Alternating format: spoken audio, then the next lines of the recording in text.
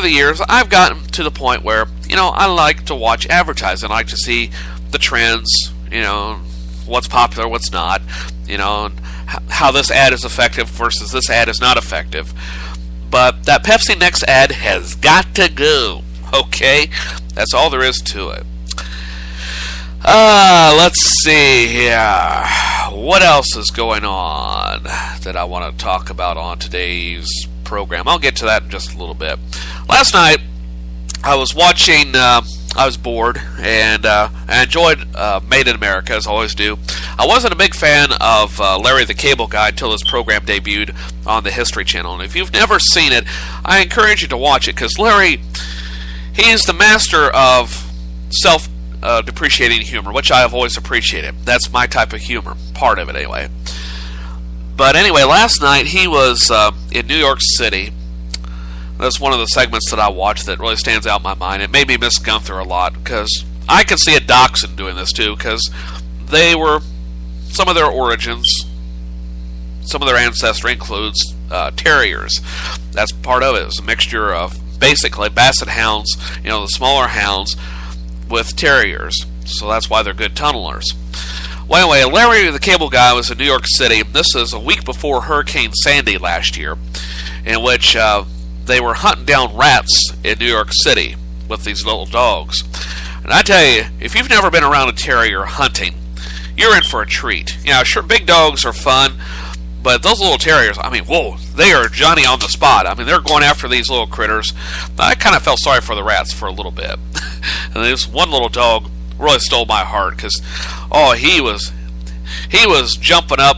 Someone had picked up a rat. One of the city workers had picked up the rat. And this dog was jumping up trying to get it. This dog is a good hunter. But I encourage you to watch Only in America. And I believe he's going to be in, I thought Illinois next week. I'm not sure. Yeah, he's going to be in Illinois because he was dressed up in an Abe Lincoln hat. And it was pretty funny. But anyway, after I got done watching that show, couldn't find anything else on that was really entertaining to me. I could have watched CSI, one with Ted Danson. I believe that's on Wednesday nights, isn't it?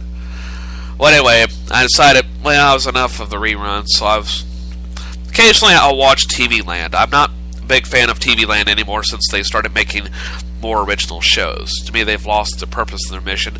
But you're trying to draw in a younger crowd and a different audience, so I'm okay with that part of it.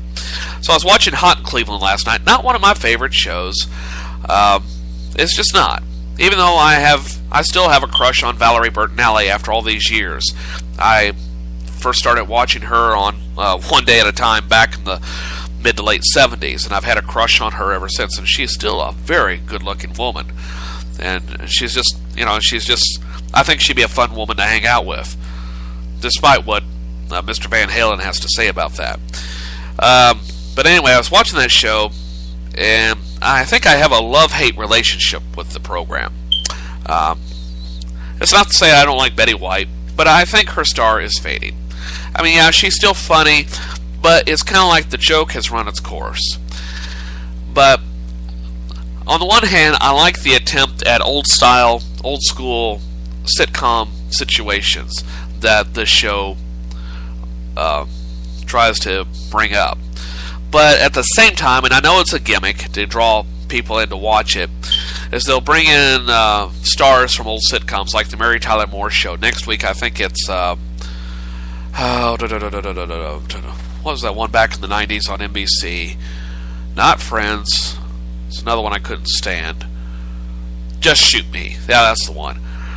Anyway, the gimmick is they'll bring in actors from old sitcoms and then try to stir the pot and that type of thing. Bring it up to, bring up punchlines or jokes from those old shows into this one. But I guess what I'm trying to get at, what I don't like about Hot in Cleveland, and this is not meant to be a sexist remark. Anyone that knows me knows that I'm all for equality, but that women need an outlet too, because most sitcoms are geared toward men. Pardon me. But this show has way too much estrogen in it for me to stand it for more than 20 to 30 minutes. In other words, I can't just sit there and watch episode after episode of Hot in Cleveland. That's just not me. I can go out. It's like Thanksgiving. I can only take it once a year in small doses. Okay, I can't be overwhelmed with it, because otherwise I'm like, you know what? I've had enough. I'm getting away from the table. I'm going to go outside. I'm going to go find something else to do. That's what I'm trying to get at about Hot in Cleveland. Okay. All right. Well, enough of my ramblings about what's on my mind. I'm going to save this story for, I guess, I might get to it later in the show. It's something that I want to bring up, but I'm going to try to find a more appropriate time to bring it up. Because right now my choppers are getting, I didn't do my mouth exercises this morning, so I'm a little bit, Adrian. There we go. Okay, it's time for the weather forecast.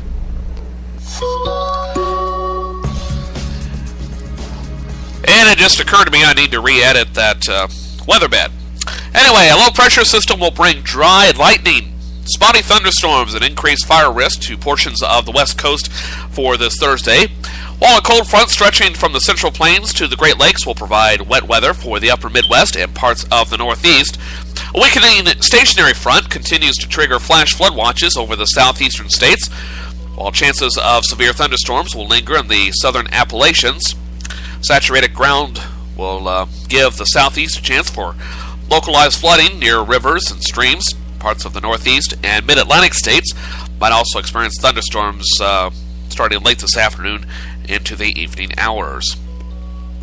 The strong cold front stretching from the eastern edge of the Central Plains to the southern Great Lakes will provide thunderstorms and even chances of severe thunderstorms throughout the day.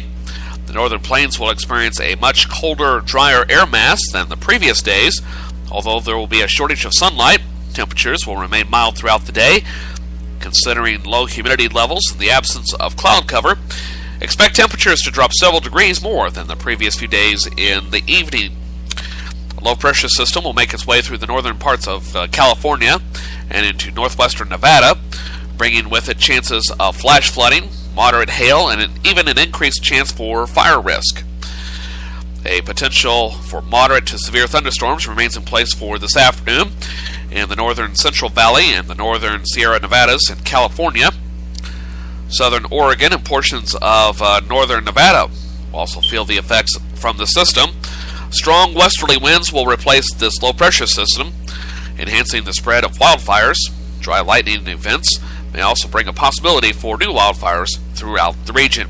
And that's a look at your weather forecast for the great United States of America.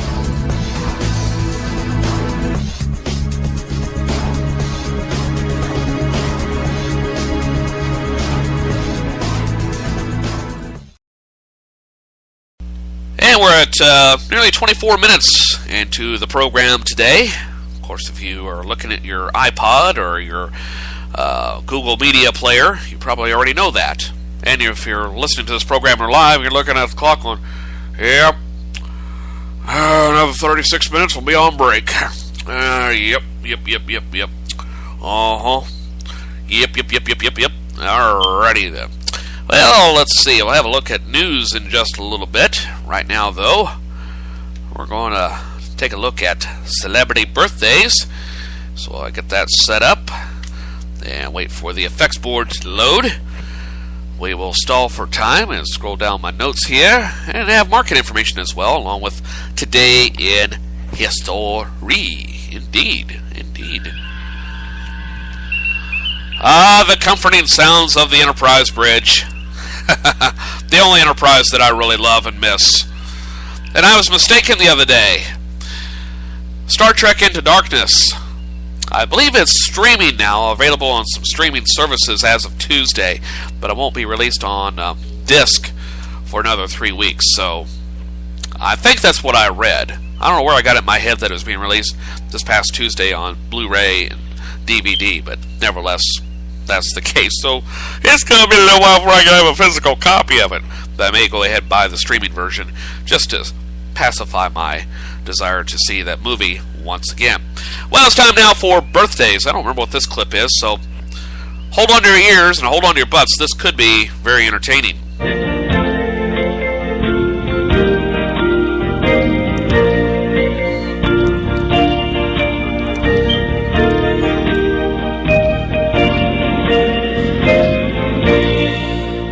Well, that's not what I thought it was. I was going to say I didn't upload that into the system. Anyway, here's the birthday music that I know that I have. Ooh, yeah. Very, very many happy reasons. Happy birthday! First of all, we'll get to celebrity birthdays in just a moment. But happy birthday is going out to my very dear friends Heather and Damon, both celebrating a birthday today. I understand Damon is celebrating a milestone birthday, if memory serves me, but I won't say which one. That's just between you and me and everyone else that knows you. And if you're celebrating a birthday today, like Damon and Heather, happy birthday. And you happen to share birthdays with these people. Cindy Williams of Laverne and Shirley. She is 66 today. 66 years old. Just make sure that Shirley doesn't, don't make sure that your own character, make sure that Laverne doesn't bake you a cake. It could be a disaster. Ty Burrell of Modern Family, he is 46. TV chef Gaeta de Laurentiis, or how you say that name, is 43. If memory serves, I believe is she one that inspired those new Taco Bell meals that last year that are still pretty good. I think that's the one. I should do some more research before I go on the air. And Kristen Wiig, remember her from Bridesmaids and Saturday Night Live, turns the big 4-0 on this Thursday. And again, if you're celebrating a birthday today, happy birthday.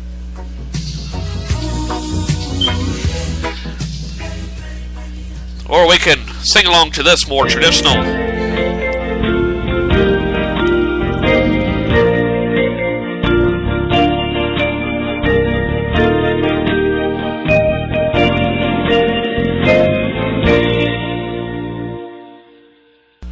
Oh, mighty fine, mighty fine.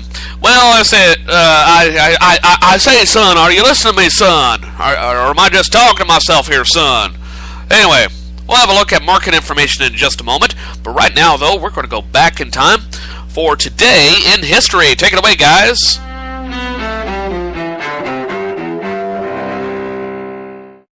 August 22, 2005, the last Jewish settlers leave the Gaza Strip. That happens nearly 40 years after Israel captures the territory during the Six-Day War. The Israeli withdrawal makes way for Palestinian control in Gaza. 1996, in Washington, President Bill Clinton signs welfare reform into law. Today we are ending welfare as we know it, but I hope this day will be remembered not for what it ended, but for what it began.